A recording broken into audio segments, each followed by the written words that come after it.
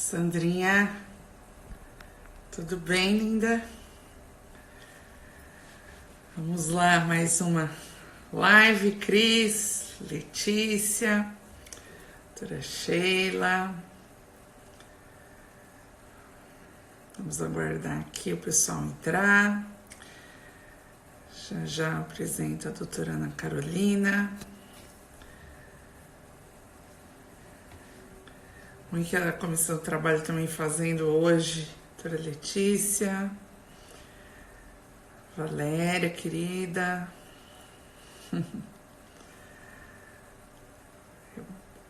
Rô, Rebouças, Andréia. Gente, eu vou dando aqui um tchauzinho para todo mundo. Alguns que estão abreviados, às vezes eu não sei quem que é, me perdoem, tá? A doutora Carolina já entrou. Doutora, tudo bem?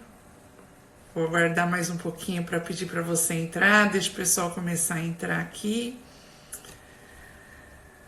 E vamos para mais uma live sobre questões práticas. Hoje a doutora vai falar sobre adoção e adoção em tempos de pandemia. Doutora Ingrid, tudo bem? Aliás, a doutora Ingrid falou, vamos fazer uma live com a doutora Ana Carolina. Eu falei, mas já está agendado. A doutora Ana Carolina é minha amiga, já está agendada. Né? Ela ficou super feliz, que disse que adora a Carol. Boa tarde, Lohane. Bom, já estamos aí com 2 minutos, o pessoal vai entrando aí aos poucos. Carol, se quiser solicitar, aí já vou fazendo as apresentações e aí nesse meio tempo o pessoal entra. Correria hoje, né? É verdade, né, Cris? Quem não gosta da Carol, né? Aliás, quando eu a conheci lá na Comissão de Família de São Paulo, primeira vez que eu a vi falar, imediatamente eu já tentei manter contato, porque é uma pessoa super sensata, esclarecedora.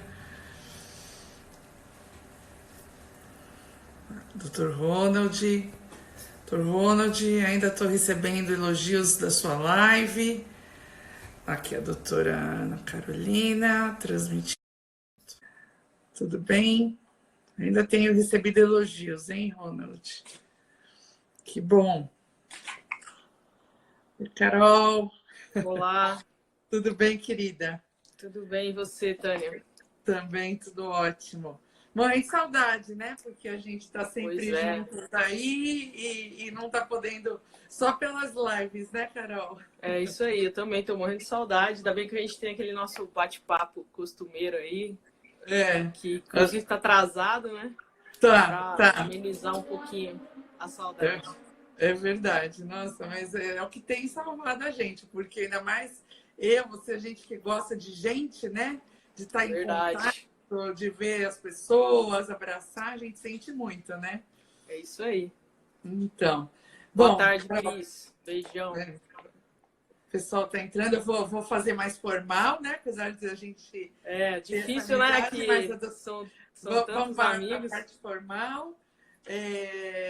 Doutora Ana Carolina Santos Mendonça, mais uma vez a comissão queria agradecer muito aí a sua disposição, a sua parceria, né? Tá sempre aí nos ajudando, participando e prestigiando os eventos da Comissão de Família da OAB de São Bernardo. Então é uma grande honra recebê-la e esperamos poder contar contigo aí em muitas outras oportunidades, se Deus quiser. Com certeza. Recebê-la. Eu que agradeço a deferência de sempre, que eu gosto muito de sempre estar aí com vocês. Imagina. Aliás, ajudando, não só às vezes presencialmente, mas como o Dr. Ronald falou na última live, dando uma ajuda indireta aí para os colegas, você é sempre muito querida. Bom, a doutora Ana Carolina... Desculpa, vou só te cortar, aproveitar para... Eu falei com ele por telefone, né? Não consegui, infelizmente, estar ao vivo, né? mas parabenizar o Dr. Ronald pela abordagem tão ampla, né, que ele deu na temática. Tenho certeza que foi um sucesso, até pelos comentários que eu ouvi. Então, parabéns. Espero que na próxima oportunidade eu consiga conciliar a agenda para poder ouvi-lo. Apesar que eu salvei. Se quiser, depois eu te mando. Tá no eu quero sim, com certeza.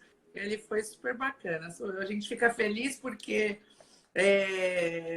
são pessoas novas que estão se destacando, né? E a intenção da comissão também é essa, né?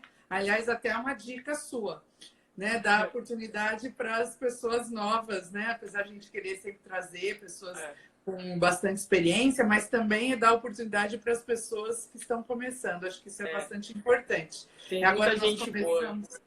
A gente começou com várias divulgações de textos dos colegas, né, da comissão, nas redes sociais. Então, a gente quer exatamente isso, priorizar o pessoal da comissão, os membros que estão sempre aí se dispondo a ajudar e a trabalhar junto, né, com a gente.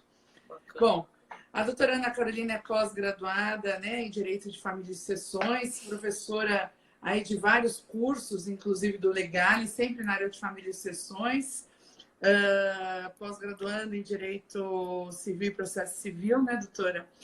E vamos falar hoje sobre adoção, um tema que a gente ouve muito, mas sabe pouco, né? Porque é muito específico, então a gente tem que ser bastante detalhista nesses casos para não cometer aí às vezes erros e acabar comprometendo aí as crianças, né, nessas adoções que a gente vê por aí.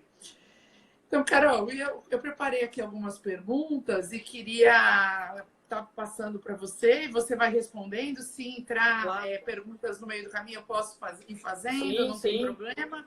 Então ótimo. Então, tá bom. Doutora Cristina também. Você que manda. Então, vamos lá.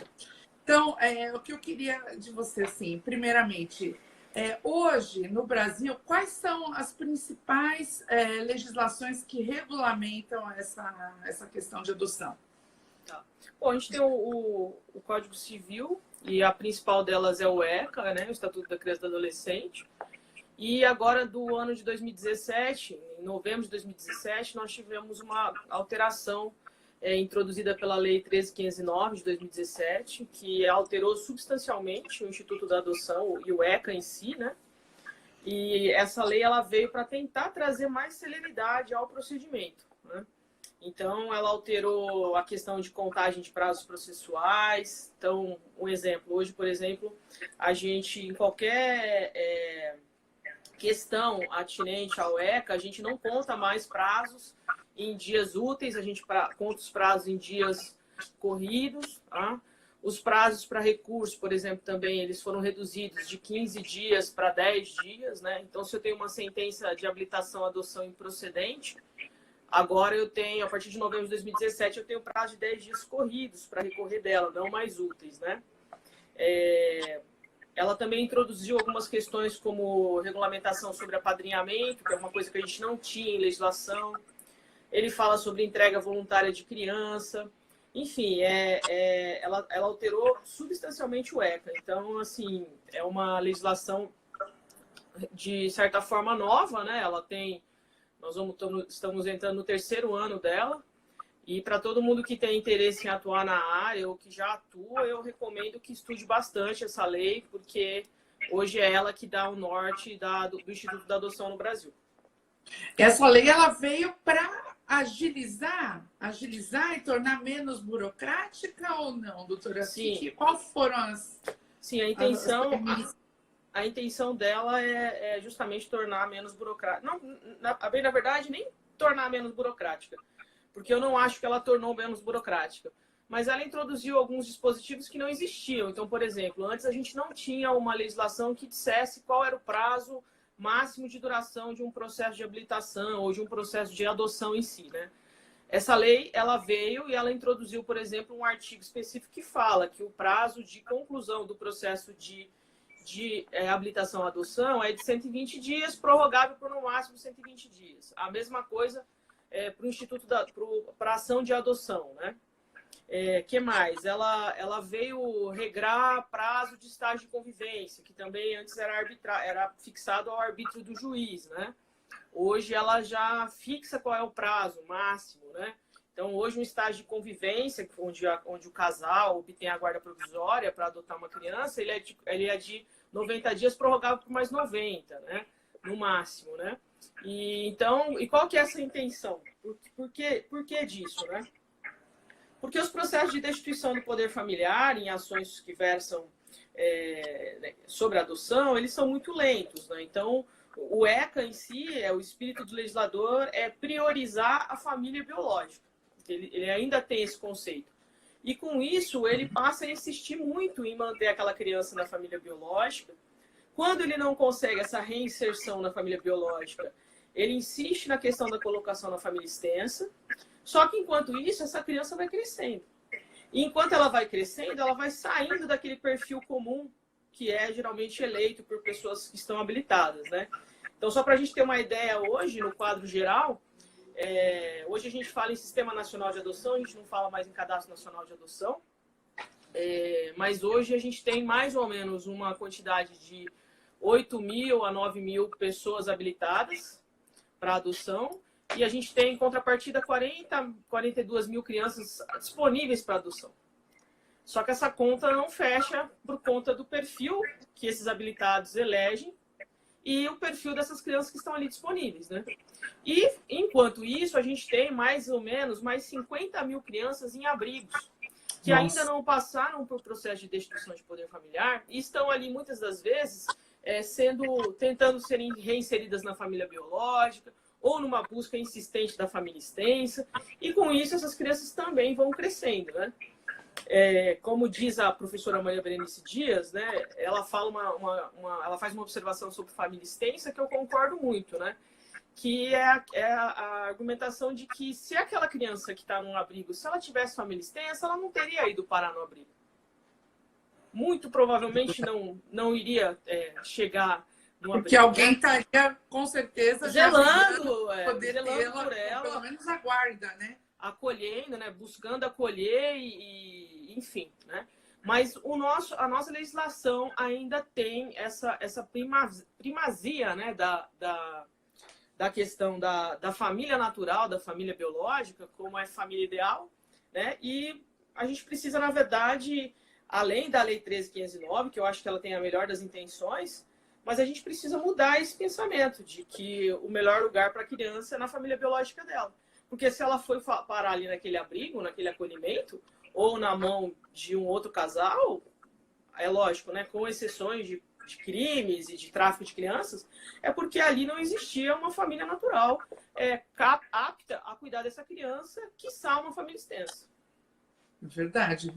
E isso acaba gerando exatamente esse acúmulo de crianças, porque fica se discutindo, às vezes, questões que não deveriam e poderia já estar colocando essas crianças para serem Exatamente. Adotadas. Antes que elas atinjam a idade que a gente chama de adoção tardia, que aí quase ninguém mais vai ter o interesse por adotar aquela criança, infelizmente. Entendi.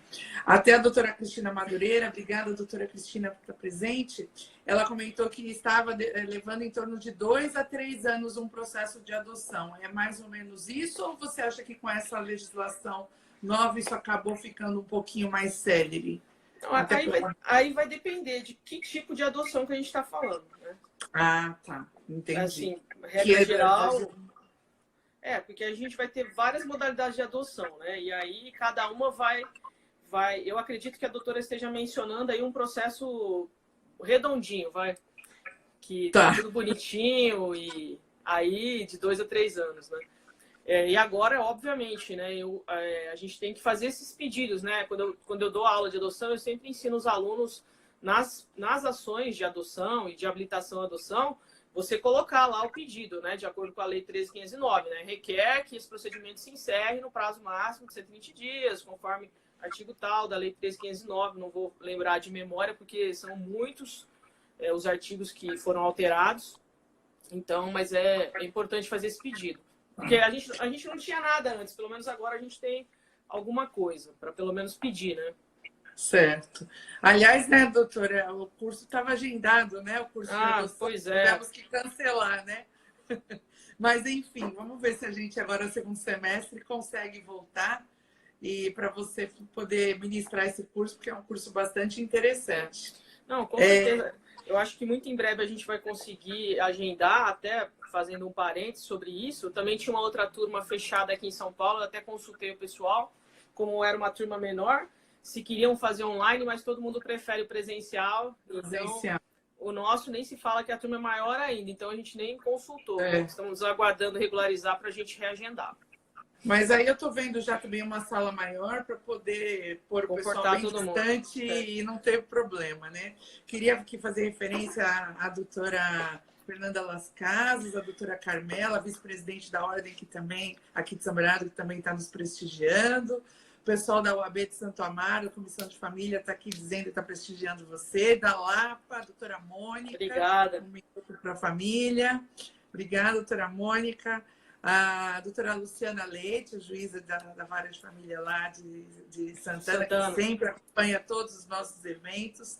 Muito boa tarde a todos. Doutor Jordano também está aqui presente. Bom, Carol, quais são as modalidades de adoção praticadas hoje no Brasil? Bom, a gente tem uma imensidão, né? Mas as básicas, né? As mais comuns, mais simples, né? Vamos dizer, nós temos a adoção individual, que é aquela adoção praticada por uma única pessoa, né? Os requisitos é ser maior de idade, ser capaz e respeitar a idade mínima de diferença de 16 anos entre o adotante e o adotado, né? Aí nós temos a adoção conjunta, que é aquela adoção que você precisa fazer prova do casamento ou da união estável ou da união homoafetiva, né? Lembrando que aí a gente começa a abrir um leque de exceções por precedentes do STJ. Então, por exemplo, a gente tem um caso de adoção conjunta deferido pelo STJ, que é uma adoção anaparental, uma adoção realizada por dois irmãos, né? Então, é uma adoção conjunta, onde não existe nem união estável e nem casamento, e nem união afetiva. Eles simplesmente, pelo convívio com aquela criança, passaram a reconhecer aquela criança como filha e a criança os reconhecendo como pais. Lembrando que não existe nenhum tipo de relacionamento entre eles, tá, pessoal? Isso é uma pergunta muito comum na sala de aula. Mas não é. Então, e a ministra Nancy Andrighi... São dois irmãos que querem adotar uma criança e... Sim. E a ministra Nancy Andrighi autorizou, né, por meio de um recurso especial, e foi deferido, ainda que eles não pudessem comprovar a exigência do artigo 42, parágrafo 2º do ECA, que é o casamento ou a união estável, né? Aí nós temos a adoção unilateral também, que é aquela adoção onde, vamos supor, eu tenho uma filha, e aí eu fico viúva, ou eu me separo, enfim, aquela criança fica sem uma outra mãe ou sem um outro pai, e aí então eu num novo relacionamento, essa pessoa vem perfilar o meu filho na sua como pai ou como mãe. Mas obviamente, né, não é à toa, né, em razão dos laços que foram firmados ali no curso daquela relação. A gente tem a adoção afetiva, né, que também é uma adoção cada dia mais comum, que a gente encontra menos óbices, ainda encontramos óbices, mas menos do que antes, né? Aí nós temos a adoção póstuma, que é aquela adoção em que o adotante falece no curso do procedimento, a gata não vai ter jeito. Peço desculpa para vocês. E aí a gente tem também, nós temos algumas proibições, por exemplo, todo mundo sabe, quem atua na área, que não é permitida a adoção por avós. Mas nós também já temos a precedente do STJ autorizando a adoção avoenga. Em que caso? Em casos excepcionais, né? Então, esse primeiro acórdão do STJ que autoriza a adoção avoenga é um caso em que a mulher foi vítima de estupro. E aí, quando a criança nasceu, ela não deu conta de cuidar daquela criança, e os pais dela, né, os avós da criança, já assumiram os cuidados de imediato com a criança. E aí, conforme os anos foram passando, num determinado momento, eles solicitaram a adoção, foi julgado improcedente em primeira instância por impossibilidade jurídica do pedido, né, dado a proibição do ECA, e aí, então, em sede de recurso especial, foi autorizada a adoção avoenga. E aí nós temos também a adoção intuito personae, que é uma adoção em que pese ela não ter uma previsão no nosso ordenamento jurídico, né? Porque é uma adoção que ocorre fora do cadastro, e a gente só tem a possibilidade de adoção fora do cadastro nos casos elencados ali no artigo 50, parágrafo 13 do ECA, né? Que fala sobre adoção unilateral, que fala sobre adoção por família extensa. Então, uma criança que chegou até mim porque é meu parente próximo, né? Num caso aí de colocação em família extensa. E aí eu peço a adoção. Aí eu posso, ainda que eu não esteja no cadastro, né? Entendi. E tem aquele caso das pessoas que têm a guarda legal da criança maior de 3 anos de idade. Aí é onde vem a primeira confusão, viu, Taninha? Que tem pessoas que acham que a adoção intuito personae está regulada nesse artigo, nesse parágrafo, né? Mas não é verdade, porque ali a gente fala de guarda legal. E a maioria das vezes que a gente vê, chega para nós um caso de adoção intuito personae, a guarda que essas pessoas têm é de fato, ela não é legal. E a Lei 13.509 de 2017, ela acrescentou um artigo, um inciso ao artigo 1638 do Código Civil. Então, hoje é causa de destituição do poder familiar a entrega do filho para terceiro. Ah, tá. Então, mas a ideia ali é uma dos tipos de adoções que mais a gente presencia, né, doutora? Eu, antes de ser instituído aí, em 2007, né, o Cadastro Nacional, eu trabalhei no escritório de advogada, inclusive ela tem 5 filhos adotados. Então muita gente procurava ela e eu fiz muitas nessa época dessa forma, mas depois do cadastro acabou se tornando um pouco mais complicado, né? Mas, sim, enfim, existe aí algumas questões da afetividade, e aí, dependendo, vai ser analisado caso a caso, correto? Na verdade, assim, eu até vi aqui um comentário aqui que ela não é ilegal, né? Não é bem que ela não é ilegal, né? Porque, a bem da verdade, existe aí essa punição do 1638 por essa alteração de 2017. Então, vamos supor... A primeira coisa e eu tenho um caso no meu escritório, um caso até em parceria com o Dr. Marcelo, que é bem complexo e aconteceu justamente isso, né? Então, vou contar aqui que eu acho que é interessante até para a gente entender como risco é que funciona e o risco que existe da gente dar uma orientação errada ou de repente o caso... Porque assim, a gente tem uma realidade no São Paulo, Rio de Janeiro, Paraná, os estados mais aqui do centro, né? E nós temos outra realidade nos estados do Nordeste. Então, esse caso que eu tenho no escritório, o que aconteceu? Esse casal, eles estavam no Cadastro Nacional, normal, habilitados, aguardando a criança no perfil eleito. E eles já tinham passado por um processo de perda de criança gestação mesmo, gestacional. Então, já é uma coisa muito sofrida, assim, aquele momento de aguardar a criança. Então, eles foram passar um final de ano no Nordeste, no interior da Bahia, com a família. Lá chegando, aquela coisa de interior, né? Todo mundo sabia que eles queriam adotar, todo mundo sabia no processo. E aí disseram a eles assim, olha, eu tenho uma mãe aqui adolescente que ela está em vias de ter a criança e ela não quer a criança. Vocês não querem pegar a criança? Não, mas como assim pegar a criança? Pegar a criança. É tudo aqui a gente... Mas como é que funciona? Não, é tudo legal.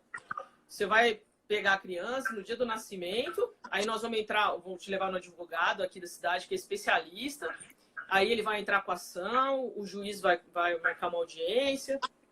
Então é assim? É assim. Então a gente quer. Tá bom. Essa criança nasceu, já saiu para os braços deles direto, nem passou pela mãe. Foram lá no advogado, o advogado entrou com uma ação de adoção de uma criança de 2 dias. Nossa, direto com a ação de adoção mesmo. Direto. Foi marcada a audiência, né? E na audiência o juiz deferiu a guarda provisória. Dessa forma. Eles voltaram para São Paulo tranquilos, né? Mas antes de voltar, perguntaram para auxiliar do juiz lá. Como que a gente faz agora? Ela falou assim, agora você vai fazer o seguinte, quando você chegar em São Paulo, liga lá na vara e avisa para tirar seu nome do cadastro que você já está com uma criança. Hum.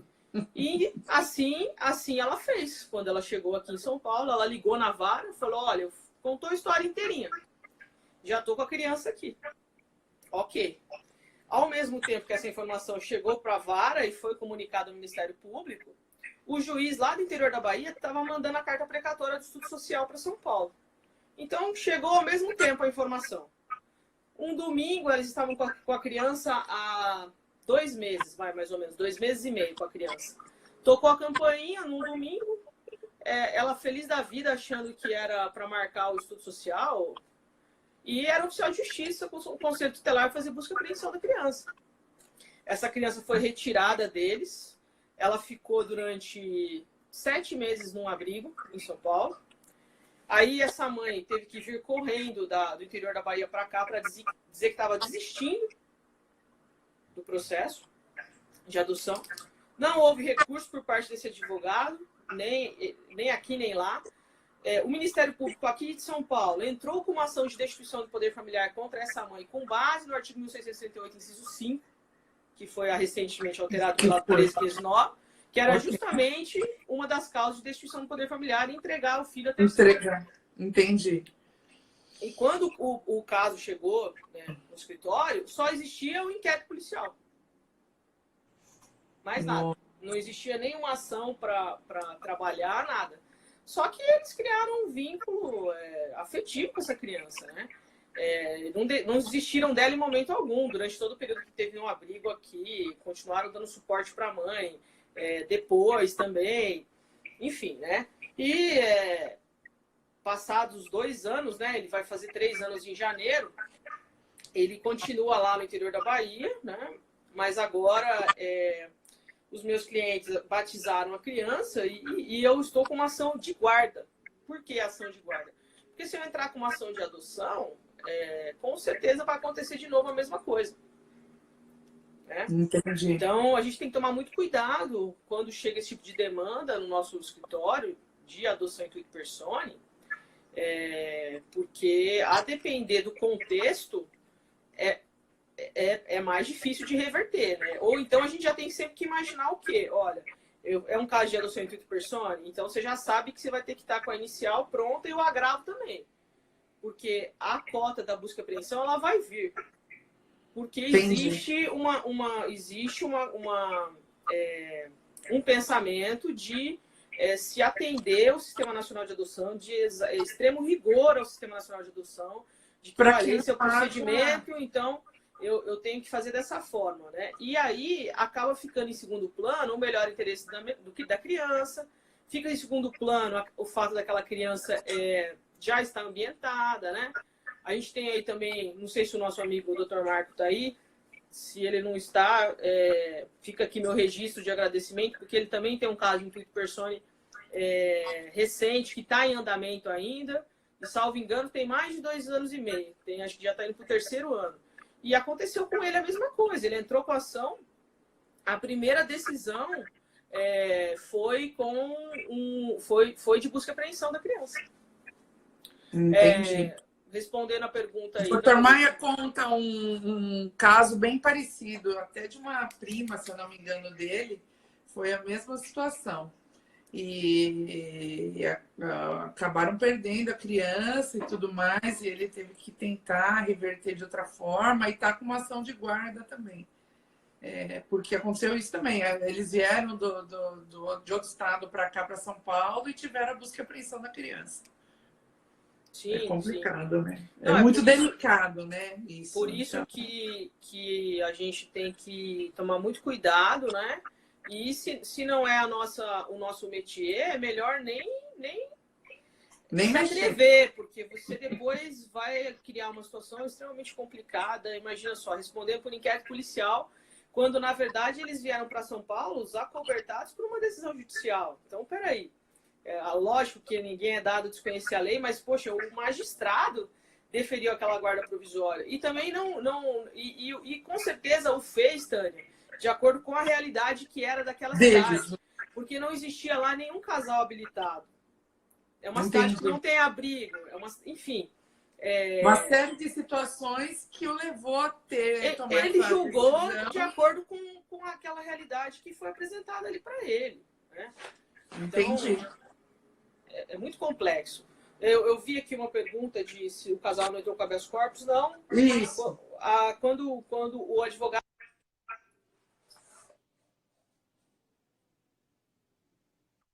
que os assistia não entrou com recurso nenhum. E quando eu entrei no processo, já não tinha prazo para mais nada. Né? Quer dizer, quando o caso chegou ao meu conhecimento, já não tinha prazo para fazer mais nada. Né? Chegou para mim mais ou menos 10 meses depois, né, da busca e apreensão. Nossa. Entendi. Mas caberia, Carol, esse habeas corpus? Tem. Caberia habeas corpus da busca e apreensão, né? Da busca e apreensão. Caberia lá atrás. Isso. Caberia lá atrás. Caberia lá atrás. Entendi. Antes de fazer, você antes pode de tomar... Daria para fazer várias coisas. Agravo de instrumento, habeas corpus. A gente trabalha mais com agravo de instrumento. Mas tem muito advogado que opta pelo habeas corpus e dá certo também. Tem bastante precedente do STJ a respeito também. Tá, entendi. Tem o pessoal do IBD Fã do Piauí. O pessoal tá aí. A Nathalie Múrcia, que também é uma delegada, fez uma live comigo também há 2 semanas. Falamos sobre abuso infantil. Doutora Camila Quiabrando, doutor Tiago Fogaça, doutor Jorge também. A Fernanda Las Casas eu falei, né? Falou, abração pra Fê, né? Saudade. Então tá. Doutora, procedimento da adoção. Quando a pessoa ela quer fazer essa adoção, como ela deve proceder para que isso ocorra dentro da lei aí, dentro dos parâmetros legais? Bom, então assim, agora a gente está esquecendo a adoção intuito persona, tá? Vamos falar de uma adoção, essas adoções previstas aí, adoção individual, adoção conjunta, enfim. Bom, a gente tem o procedimento hoje, ele é dividido em duas etapas, né? Então, o primeiro é uma ação de habilitação à adoção, né? Tem pessoas que falam em petição de habilitação à adoção, mas, a bem da verdade, ela é uma ação, sim, porque ela tem uma sentença, né? Então, você vai reunir os documentos necessários, né? São documentos pessoais, comprovante de residência, comprovante de renda, atestado de sanidade mental, certidão de distribuição negativa, enfim. Você vai reunir esses documentos que vão atestar que você é uma pessoa que tem condições de adotar uma criança, tá?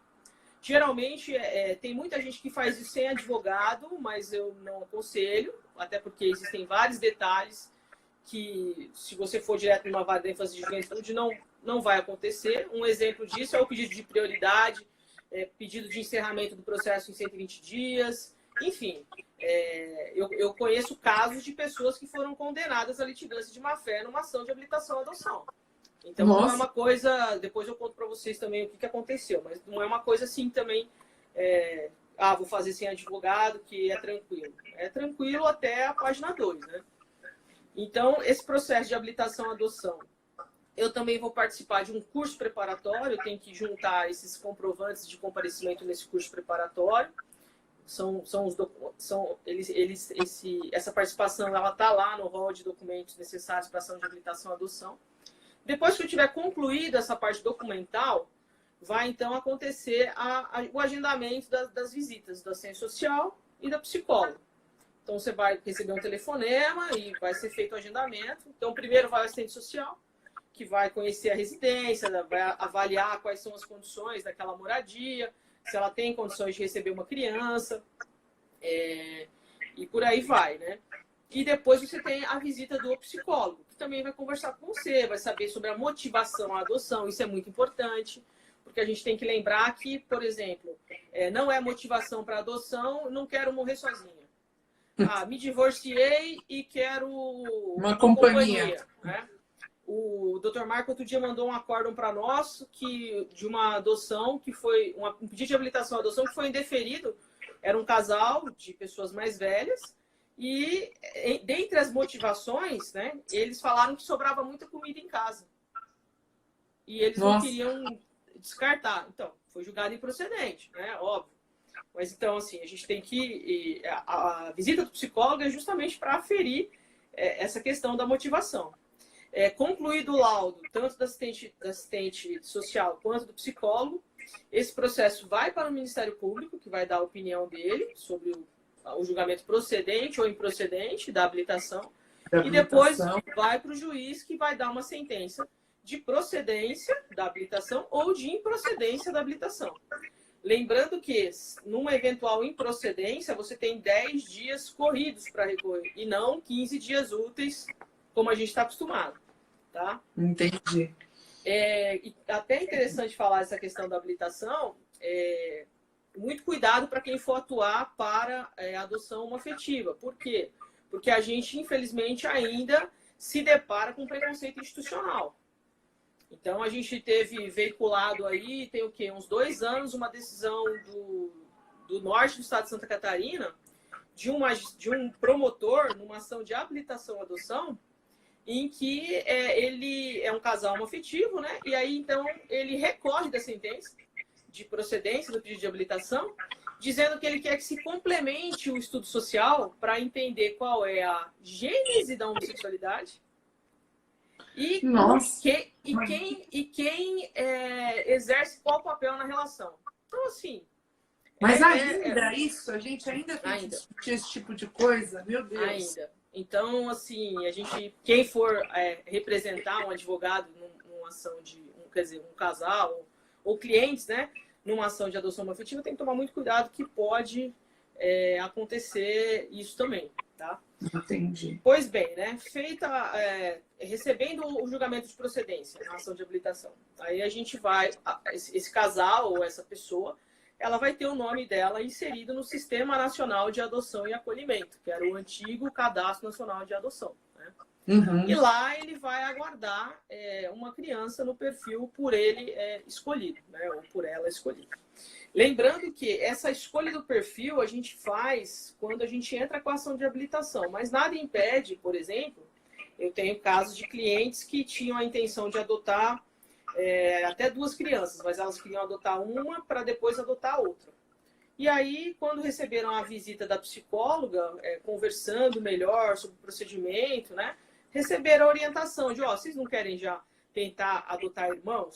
Porque é um perfil menos procurado e vocês, com isso, com certeza vão conseguir agilizar, né, o processo de vocês. Né? E aí, então, elas alteraram ali no curso da visita. Entendi. Esse que elas desejavam, né? Esse aí é um caso que elas adotaram 2 irmãos, acho que é um de 8 e um de 6. E esse processo como um todo, entre a habilitação e a adoção, foram 3 anos. É um prazo considerado razoável. Razoável, né? Porque a gente sabe de outros que têm muito mais tempo aí, né? Sim. E esse cadastro, então, o que é esse sistema nacional? Ele é nacional efetivamente? Sim. Não é estadual? Não, ele unificou o Cadastro Nacional de Adoção. Ele só tinha ali, além das pessoas, né, que tinham intenção de... além das pessoas habilitadas, né, ele tinha as crianças que já passaram por processo de destituição do poder familiar e estavam ali aptas para serem adotadas, né? O que o Sistema Nacional de Adoção e Acolhimento fez? Ele pegou o cadastro das crianças em acolhimento e unificou no Sistema Nacional de Adoção.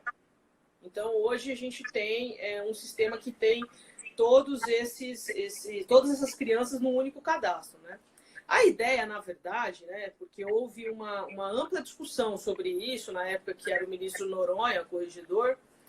Então, foi debatido com vários juízes de várias famílias de sucessões, do Brasil inteiro, várias de infância e juventude, para acelerar esse cadastro, porque ele estava sendo considerado inoperante, recebendo muitas críticas, né?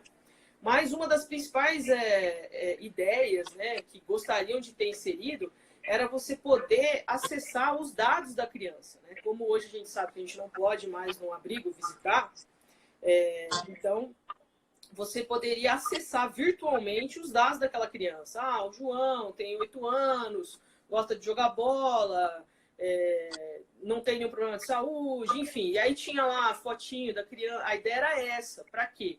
Para que talvez assim se auxiliasse na afinidade de quem estava na busca, encontrar a criança. E aquela pessoa que de repente tinha um perfil mais estreito, querendo uma criança mais nova, de repente, ao acessar os dados daquela criança, tivesse interesse em alargar um pouco mais o seu perfil de eleição, né? Mas, infelizmente, isso daí não foi acatado, né? Eu e aí, lembro, então, houveram algumas inserções que estão recebendo muitas críticas, né? Então, por exemplo, hoje a gente tem o pré-cadastro. Se você entrar no site do CNJ, você tem lá pré-cadastro.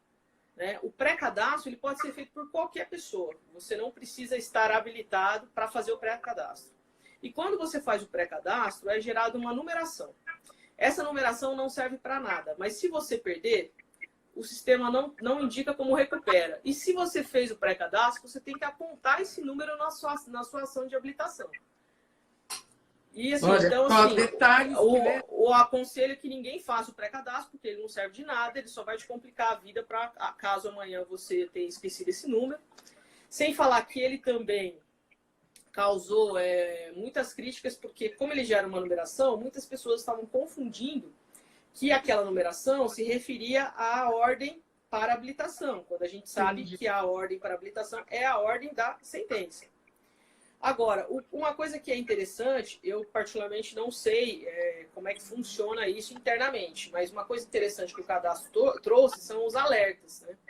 Então, ele traz alertas para o juiz, né? Sobre prazo de criança em acolhimento, prazo de guarda provisória, de estágio de convivência. Eu não sei internamente como é que isso funciona, né? Mas a ideia seria justamente agilizar, né? Ó, esse caso aqui está com prazo já estourando, né? Então, entendi. Vamos fazer com que o processo ande um pouco mais rápido, né? Exatamente. Você estava falando de acessar essas crianças, eu lembro, se eu não me engano, foi ano passado, fizeram, acho que foi no Sul, um desfile de crianças, né? Isso foi muito polemizado, inclusive. E, na verdade, o intuito de quem explicou, depois que a gente ficou horrorizado, todo mundo criticando, eles falaram, não, o intuito é para que as pessoas que não querem crianças, às vezes um pouco mais, com uma idade um pouco mais avançada, se encantem com elas e consigam fazer adoção. Até a doutora Aninha está comentando aqui que teve, a irmã dela adotou uma criança de 11 anos, né? A doutora Cristina viu ontem no Fantástico uma policial que adotou cinco irmãos. Enfim, ao mesmo tempo que a gente sabe da exposição da criança, também é uma forma de atrair pessoas que se encantem. E eu acho que é bem isso mesmo, né? As pessoas às vezes acabam por uma determinada criança porque nem esperaria que ela tivesse aquele amor ou que surgiria aquele amor por uma criança um pouco mais idade um pouco mais avançada. Eu sinceramente foi Mato Grosso. Foi Mato Grosso. Eu sinceramente até hoje não sei o que aconteceu, porque a gente leu tanta matéria sobre, tanta crítica, tanta indignação. Eu sei que contava acho que com o apoio da OAB de Mato Grosso, né? Só que não ficou muito claro se a gente estava falando de apadrinhamento ou se a gente estava falando de adoção, né? Porque o que a gente tem hoje o que a gente tem, a Cris está falando que o juiz estava no IBDFAN. Eu lembro de alguma menção assim, mas eu acho que eu não assisti inteira essa palestra. Enfim, mas o que a gente tem hoje, que a gente também tem que lembrar e separar, é que a Lei 13.509 de 2017, ela veio regulamentar o apadrinhamento, né? Então, o que é o apadrinhamento? Né? O apadrinhamento é o ato de eu pegar aquela criança, apadrinhar mesmo aquela criança, e aí então eu vou ter uma convivência com ela, eu posso ficar com ela no final de semana, aniversário, Natal, né? E geralmente os abrigos que têm programas de apadrinhamento são abrigos que têm muitas crianças mais velhas. Então, são crianças que, como a probabilidade de serem adotadas é menor, eles são colocados em programa de apadrinhamento. Os programas de apadrinhamento, eles sempre existiram, mas eles não tinham uma regulamentação legal, né? A regulamentação era por provimentos, né?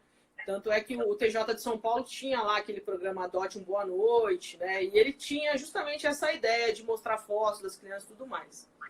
Agora, o que a Lei 13.509 de 2017 fez, e que aí eu particularmente discordo, é o seguinte: só pode participar de um programa de apadrinhamento aquela pessoa que não está na fila do Sistema Nacional de Adoção.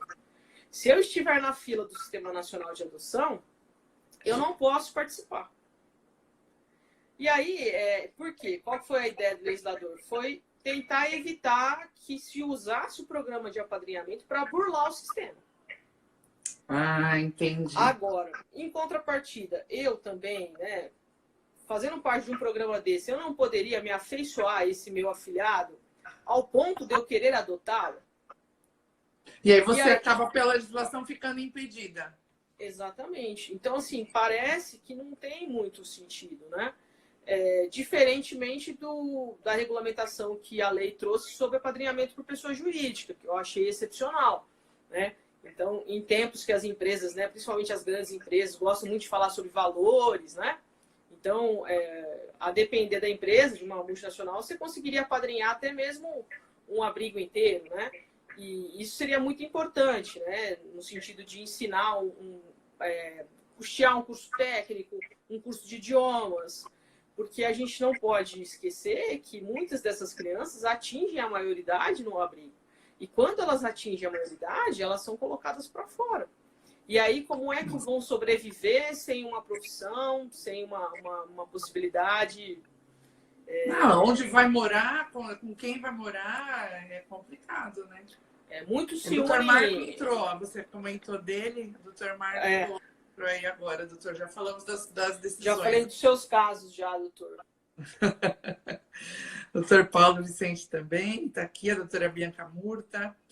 E, Carol, como é que estão tramitando os processos agora nessa pandemia? Como é que está essa situação hoje? Bom, eu tenho conhecimento de casos de apadrinhamento, por exemplo, que tem se permitido que o afilhado fique mais tempo, né, com o padrinho ou a madrinha, né? Então tem se alargado essa possibilidade de convivência.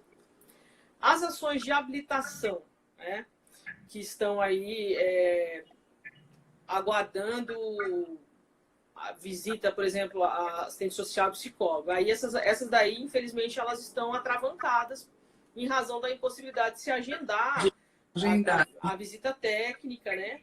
Agora, as ações de adoção, a gente tem pouco conhecimento em razão do segredo de justiça, né? Mas eu tenho notícia de pessoas, de juízes que têm, vamos dizer assim, autorizado, antecipado um pouco o início do estágio de convivência, né? Ou exatamente então, para não perder, né? As pessoas não perderem o interesse, né? E sim, a criança poder estar sendo assistida de uma forma um pouco mais... e também porque vai estar mais segura ali naquele... Desculpa, deu uma travada. Vai estar mais assistida no ambiente, né, daquela casa, né, do que no abrigo, né, com risco de contaminação e tudo mais. Aí eu vou trocar aqui que é a minha bateria. E também como chama? Desculpa. A CBN também fez 3 podcasts sobre adoção internacional, muito interessante também, relatando, né, que algumas pessoas que já haviam, uns estrangeiros, italianos, né, que haviam já encerrado o estágio de vivência e que estavam aqui presos no Brasil, de voltar com os seus filhos em razão da pandemia. Então, acho que, muito resumidamente, os maiores conflitos que a gente está tendo são as ações de habilitação, porque a gente não tem uma previsão de quando que esse estudo social vai conseguir acontecer.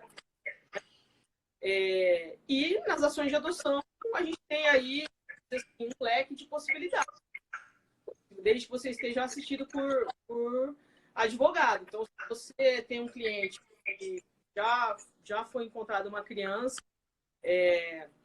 no perfil por ele escolher, tem essa possibilidade de solicitar, tem fundamento, pelo menos, né, para se requerer de imediato no estágio de convivência, prorrogue esse estágio de convivência, porque agora ele tem um prazo de prorrogado desde que fundamentado, então a gente tem uma razão para fundamentar, né? Então, eu entendo que existe a possibilidade de adoção, se você já tiver nesse caso, você até apressar as coisas. Entendi. Entendi. Aí, por conta desse problema, né? Eu tenho aqui também uma pergunta sobre os efeitos da adoção, doutor. Os efeitos da adoção e o registro. Como é que vai ficar o registro dessa criança adotada? Quais os direitos que ela vai ter, os deveres? Os efeitos são os mesmos do parentesco biológico, do parentesco afetivo. Da filiação. Você tem ali direito de herança, alimentos recíprocos. Isso se estende na linha ascendente, né? Rompimento com vínculo, né? Lembrando que, né, existe também precedente do STJ que manteve o vínculo com a biológica, né? Porque eu sempre digo que o STJ ele pega o Lei 379 e picota, sempre no ótimo sentido. Mas eu tá gosto... cortando um pouco, Carol. Desculpa, eu não entendi porque tá cortando um pouquinho. Peraí, vamos ver. Falei o seguinte, né? Que eu disse que um dos efeitos é o rompimento dos laços com a família biológica, né? Tá, perfeito. Mas existe já um julgado do STJ, eu não vou me lembrar agora se é Nancy Andrigues, se é Luiz Felipe Salomão, que manteve o vínculo biológico com a mãe biológica, né? Não vou entrar no mérito aqui. Eu particularmente achei não é eles desvirtuam o instituto, né? Mas enfim, é interessante. Eu digo isso por quê? Porque a gente fala assim, olha, existe tal modalidade de adoção, adoção avoenga é proibida, mas aí você vai no STJ e tem de tudo, né? Tem várias interpretações, sempre levando em conta o melhor interesse do menor. Então, eu sempre falo nas minhas aulas o seguinte, que quando a gente fala em adoção, a regra básica para você saber se aquela ação que chegou para você tem possibilidade de ir adiante é você se perguntar, essa criança ficando aqui com os seus clientes vai atender o melhor interesse dela? Vai ser o melhor para ela? Se a resposta é sim, prossiga independente de ser uma adoção considerada contra a lei, se é avoenga, se é anaparental, se é poliafetiva. Entendi. E aí justificar exatamente nesses pontos favoráveis, né? Exatamente. O doutor perguntou ali, eu não entendi a pergunta dele sobre casal homoafetivo. Você como fica a adoção para os casais homossexuais? Acho que você já tinha comentado, não sei se... Não tem nenhuma novidade. Assim, ela tanto pode ser feita de maneira individual, como ela pode ser feita conjuntamente. Para ela ser feita em conjunto, tem que ter união homoafetiva ou casamento civil. De resto, é o mesmo regramento, não muda nada. Na verdade, só para desmistificar, existe muita gente que falava, quer dizer, se eu ouvia alguns comentários, a adoção é proibida. A adoção afetiva nunca foi proibida no Brasil, nunca. O que acontecia é que até antes de 5 de maio de 2011, que foi a data que o STF julgou a 277, a 2, que igualou as uniões homoafetivas às uniões estáveis, os homoafetivos não conseguiam comprovar o vínculo do casamento ou da união para poder se habilitar de forma conjunta, porque eles não atendiam o requisito do artigo para mas nunca houve uma... Entendeu? E até isso tinha muitos juízes que julgavam procedente ações homoafetivas. A exemplo, a gente tem o juiz Ciro Darlan, do Rio de Janeiro, que em 1997 proferiu a primeira sentença autorizando a adoção homoafetiva conjunta. De forma... Entendi. Bom, Carol, a princípio era isso que a gente tinha aqui de perguntas para te fazer. Eu não sei se você gostaria, eu vi cair um pouco, mas eu acho que é porque está dando uma travada, o pessoal está tentando entrar e está caindo um pouco. Eu não sei se você teria mais alguma consideração a fazer sobre a questão da adoção, se você gostaria de falar mais alguma coisa. você acha que já abordou tudo que Não, eu você quero. para nós? Não, eu acho que o de principal, né? Nossa, se a gente for falar, dá pra gente ficar hora aqui, né, Tânia? Dias falando de atenção, mas acho que o principal que a gente poderia abordar, nós já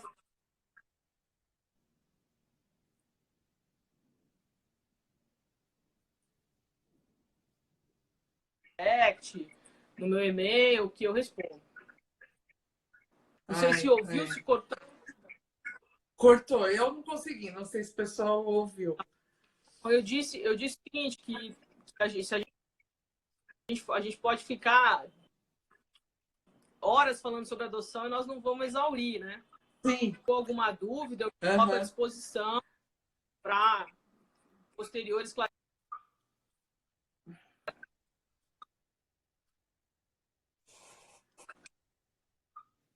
Perfeito.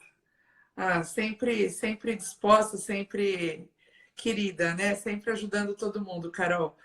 Bom, em nome da Comissão de Família aqui de São Bernardo, em nome da UAB de São Bernardo, eu queria agradecer imensamente as suas considerações, já convidá-la para uma próxima live eu queria fazer sobre inseminação caseira.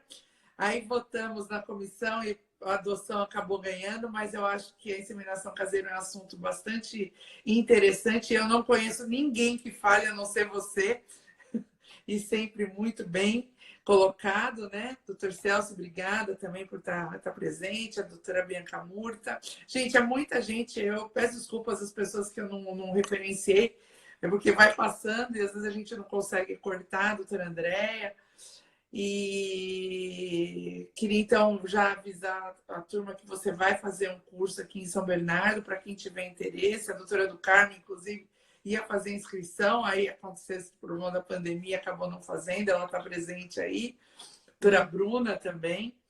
E deixar então já aí para a próxima esse convite para a gente agendar um pouquinho mais para frente e para você estar falando. Vamos sim, eu fico à disposição, eu adorei mais uma vez estar aí com vocês, obrigada a todos que estiveram presentes, espero que possamos em breve, né, estarmos juntas e juntos novamente de forma presencial. Obrigada, Carol. Eu vou acabar encerrando para a gente poder salvar a live e eu mando sempre lá para o IGVT e também depois a ordem sobe para o canal do YouTube da UAB de São Bernardo. Eu mando o link para o pessoal, eu disponibilizo aqui nas nossas redes sociais também. Tá bom? Querida, mais uma vez, muitíssimo obrigada por tudo. Você é sempre maravilhosa, como sempre. Um beijo grande. Até logo. E, pessoal, semana que vem, eu agradeço, dia 25, você sempre tá... Dr. Rafael Calmon falando sobre o fundo de pensão. Agendem a data, porque também é bem interessante o assunto. Vou encerrar, que senão eles vão me cortar aqui. Um beijo.